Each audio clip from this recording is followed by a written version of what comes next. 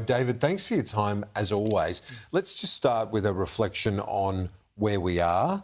There is still uncertainty despite the 20 living hostages, the remaining living hostages returned. There is still this issue of a promised 28 bodies that have not all been returned just yet. In fact, only single figures, less than 10 have been. Yeah.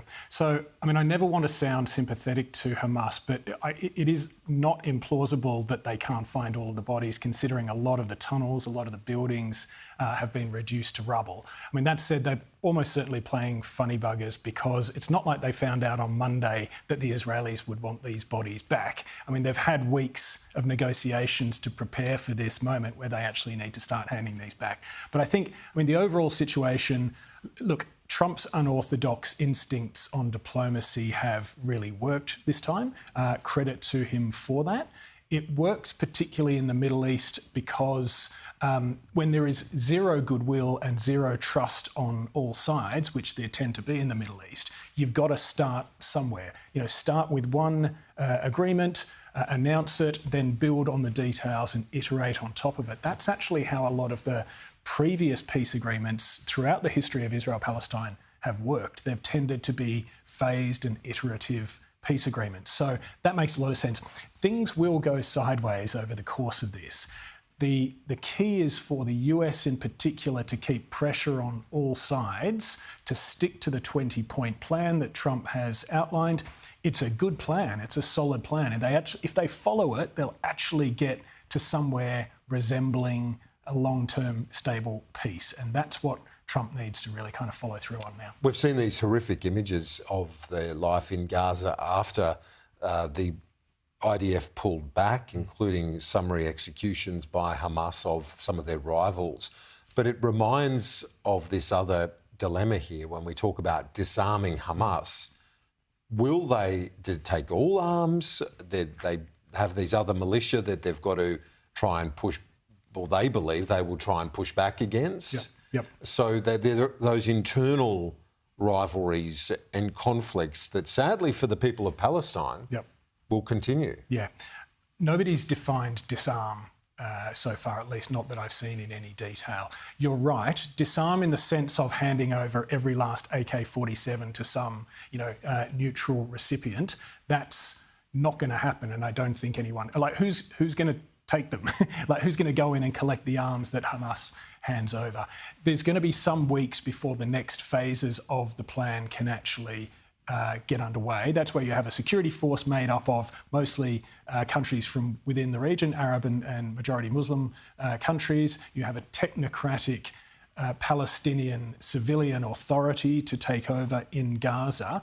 Until that happens, unless you want a complete power vacuum, Hamas are going to hold on to their weapons. I think the definition of disarm needs to be that Hamas does not attack Israeli forces, and it does not provoke conflict from, against anyone else. Because you think to those factionalised tribal communities where they are still tribe-based and clan-based in many respects, that they've always fought as well within the Gaza Strip. So this is going to happen, and this is one example of things going sideways as they are going to do. Hamas has been in charge of Gaza since 2007. So, they are the only authority that really is, it's not recognised, but it is established and entrenched.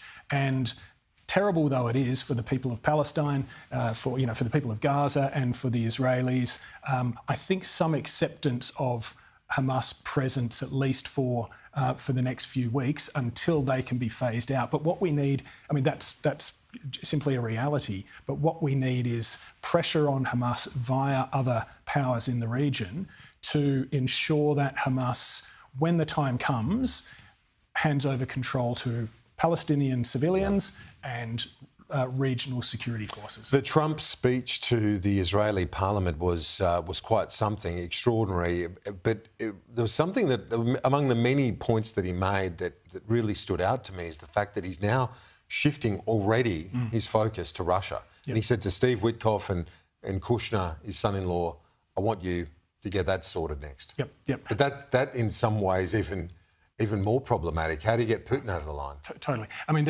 unfortunately, it's not a very comparable situation. You can't pressure Putin in the way that you have been able to pressure, well, Hamas via the region and Benjamin Netanyahu. Reportedly, Trump is meeting with Volodymyr Zelensky on Friday. My hope is that he agrees to hand over Tomahawk missiles to Ukraine, and as well as additional air defences that Ukraine needs in order to strike further, or to defend itself and strike further into Russia against energy and military facilities. What we need now is pressure on Putin over the course of the coming weeks before Trump, Putin, Zelensky eventually, hopefully meet. Well, we drag Putin to the negotiating table under a situation of pressure where he is forced to make concessions. That's the way forward. But I think the most we can hope for on Friday is Tomahawks and air defences. That will help Ukraine put Russia under pressure. Sanctions on Russia from the US would also be fantastic. The Europeans are working on that. Let's hope that Trump agrees to that as well. We will speak to you soon again, David Wroe, a Senior Resident Fellow at ASPI. And obviously next time we can go through all of the ins and outs of the Trump-Albanese meeting, which is looming only a few days away. David, thank you. I can hardly wait. Thanks. Thank you as always.